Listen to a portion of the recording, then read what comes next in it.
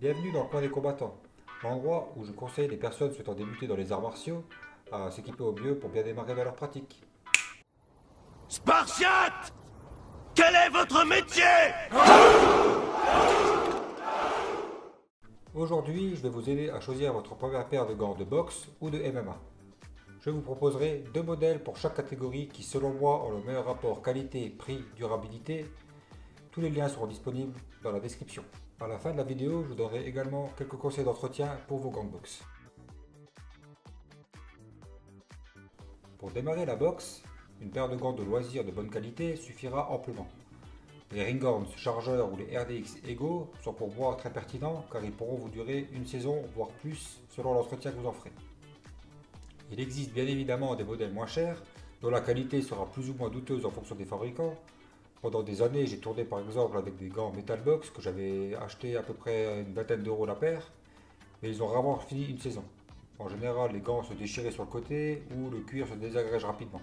Les paires de gants vraiment fiables se situeront plus autour des 100 euros, mais pour démarrer, ça ne sert vraiment à rien d'investir autant, surtout si vous n'êtes pas sûr de continuer.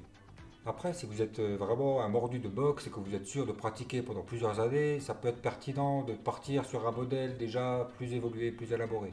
En ce qui concerne la taille des gants, il faudra la choisir en fonction de votre poids et non en fonction de la taille de votre main. La taille est toujours indiquée en ose, ce qui représente la densité de mousse présente dans le gant. Plus la taille sera élevée, plus la densité de mousse sera importante et mieux les coups seront absorbés par votre main et par le visage de votre partenaire. Je vous affiche un tableau sur lequel vous pourrez trouver les différentes recommandations en fonction de votre poids. Je ne peux malheureusement pas vous le mettre en description car le lien n'est plus disponible sur internet. Si vous essayez vos gants en magasin à main nue, ils vous paraîtront sûrement très grands car ils sont pensés en réalité pour une utilisation avec des bandes de maintien. Il existe différents types de bandes, allant de 2,50 m jusqu'à 4-5 m. Donc si maintenant vos gants vous semblent trop étroits, prenez des bandes plus petites. Si vos gants vous paraissent trop grands, prenez des bandes plus grandes pour avoir un meilleur maintien et un meilleur confort lors de votre pratique. Lors de la pratique de la boxe, que ce soit sur sac, en patte d'ours ou en sparring, je vous recommande fortement de mettre toujours des bandes de maintien pour éviter de vous blesser au niveau des poignets, au niveau des articulations de la main. Dites-moi en commentaire si vous souhaitez avoir une vidéo explicative pour la mise en place des bandes. Si cela peut vous aider, on pourra la faire dans les prochaines semaines. Enfin, si vous faites beaucoup de sacs de frappe, il peut être pertinent d'avoir une paire de gants dédiés à cet usage. Car en effet, la pratique prolongée sur sac de frappe peut amener à tasser la mousse de vos gants, ce qui les rendra beaucoup plus durs. Et vos partenaires risquent de moins apprécier. Pour le choix des gants des MMA, ce sera quand même plus simple, car il n'y a pas beaucoup de modèles différents.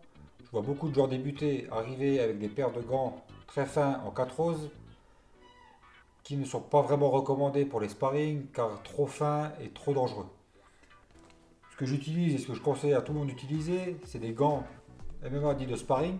Moi j'utilise des RDX T6 qui représentent quand même une densité de mousse un peu plus importante, qui sont entre 7 et 8 oses,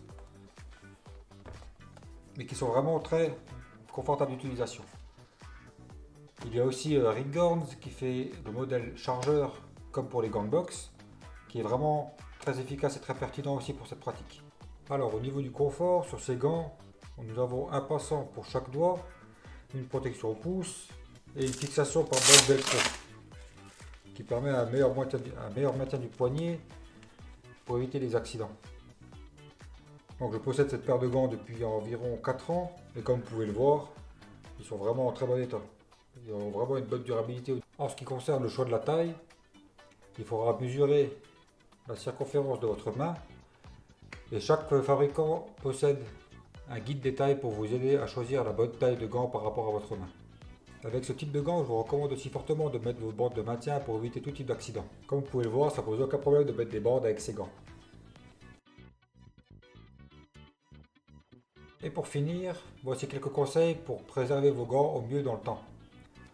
Donc en 1, pensez toujours à sortir vos gants du sac à la fin de l'entraînement pour les aérer et les faire sécher.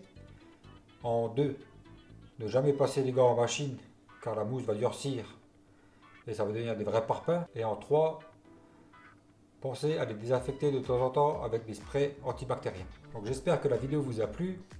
Si c'est le cas, pensez à vous abonner, à lâcher un pouce et à la prochaine. Os!